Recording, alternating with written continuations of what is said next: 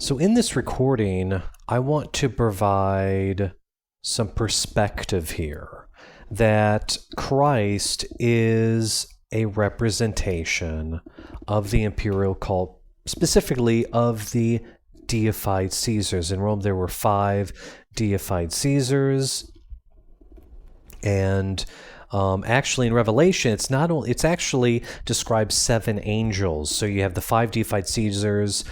You have Domitian, who is not deified, but he describes himself as the final Christ. And lastly, you have the literary figure Jesus.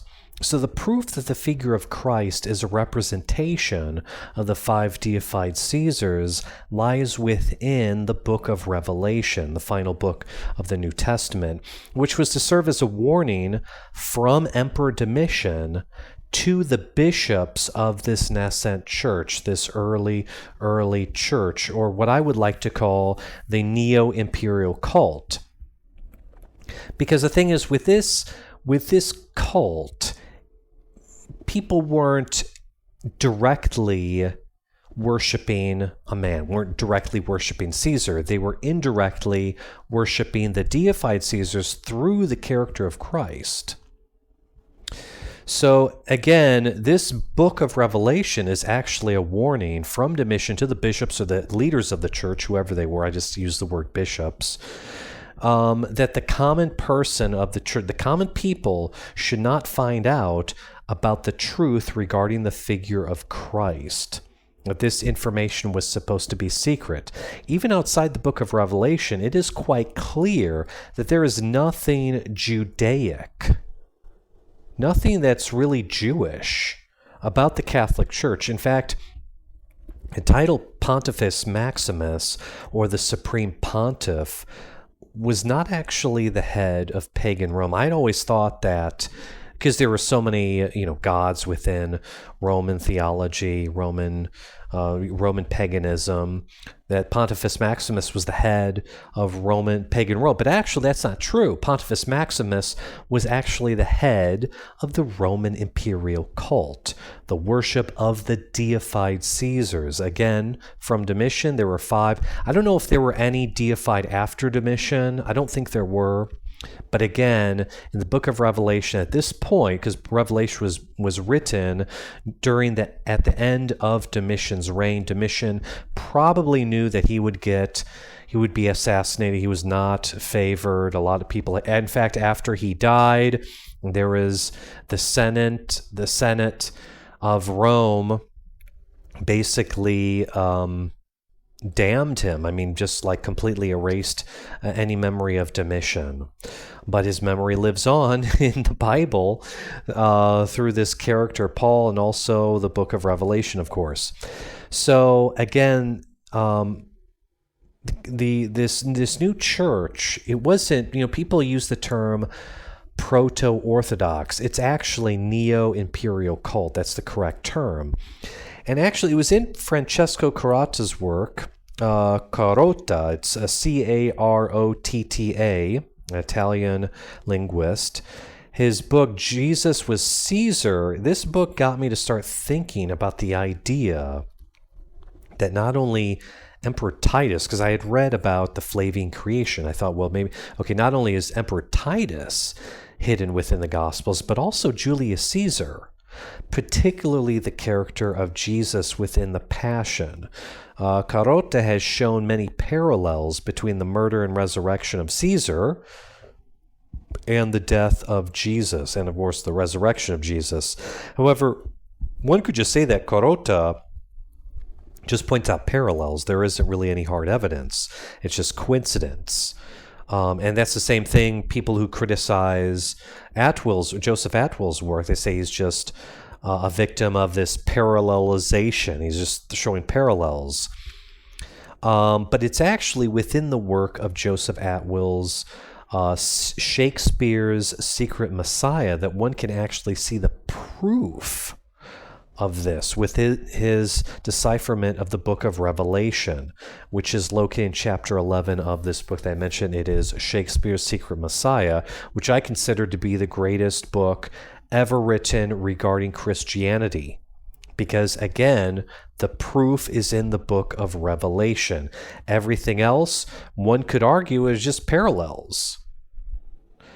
But it is kind of strange. You have in Suetonius, the Roman historian, he talks about Vespasian healed a blind man by spitting on his eyes. Jesus does the same. I mean, there are so many parallels between the Caesars and Jesus.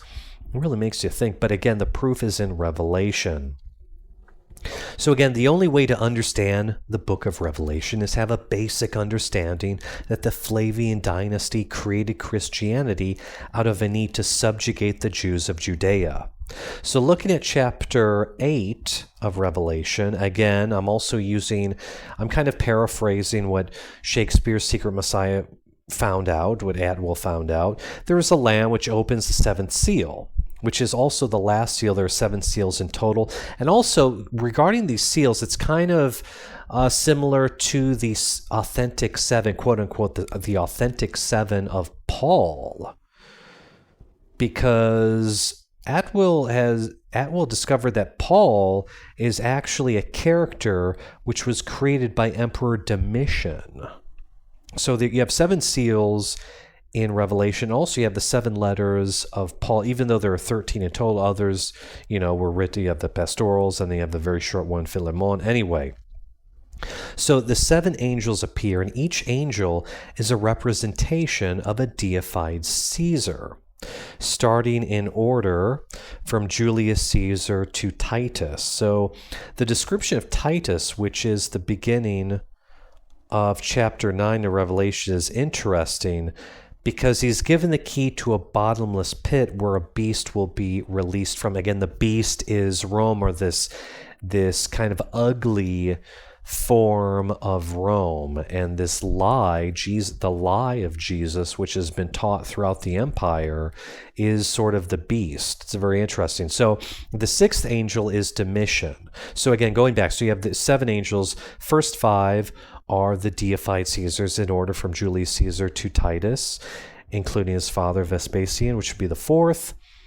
And the 6th angel is actually Domitian, where he releases angels or Roman legions at the river Euphrates in his campaign against the Moesians. So lastly, most interestingly, we have the 7th angel. This is described in the beginning of chapter 10 of Revelation, who comes down from heaven, wrapped in a cloud, and whose face is like the sun. This final angel is, of course, the Roman literary creation Jesus, who also holds a scroll in his hand. So in chapter 10, verses 9 and 10, again, chapter 10, verses 9 and 10, this is really what gives it away, in my opinion. I mean, looking at all of Revelation, it's these 2 verses in chapter 10 which really give it all away. The 7th angel, Jesus, tells John to eat the scroll. Kind of interesting. Why would you eat a scroll? You're supposed to read it. This, of course, scroll represents the New Testament, or what has been written thus far. Jesus says that it will taste sweet in your mouth, but it will be bitter in your stomach. So this obviously shows the nature of the Gospels and epistles, that on the surface, these show a perfect spiritual leader named Jesus performing miracles, teaching about God. Everything's perfect. He's this perfect being, teaching pacifism, as you can see in Matthew and the Beatitudes. It's this beautiful spiritual religion. But when one learns the truth of this religion, it's actually incredibly ugly. It's just, as it says, bitter to your stomach. I remember laying in bed. I've done this many times, laying in bed thinking about the insanity of Christianity. About this, not only has it been created, but it's a joke. It makes fun of the Jews. I mean, it really hit me in the stomach. I felt like I was punched in the stomach. It's sickening. And that's what the literary character Jesus, is explaining in Revelation, that this is beautiful on the surface, but deep down inside, this is sickening. And that sickening aspect of the gospel, the sickening aspect of Christianity, is the beast. Because not only has it been created, not only is it a lie, but it's being spread throughout all the nations of the Roman Empire. So it's really like Jesus is this beautiful angel, but Jesus is also the beast. I mean, this is the scroll that he holds. So again, as I've said in many of my recordings, it's hard for someone to really see this. The whole picture. It's not just the Flavian creation. It's also the Gnostic plagiarism, the Neo-Imperial cult stealing Gnostic scripts, Gnostic writings. The whole thing is really sickening, and it's really hard for one to see. It's really difficult to see. And all these New Testament scholars, even Bart Ehrman, I've purchased so many of it. Almost all of his books I have purchased. And he's lost. I mean, really, he doesn't really get any of it. I mean, he's not even scratching the surface. But I'll put out a few more videos. Again, I'm not going to spend my whole life researching this and putting out content. I'm not going to become the next Myth Vision.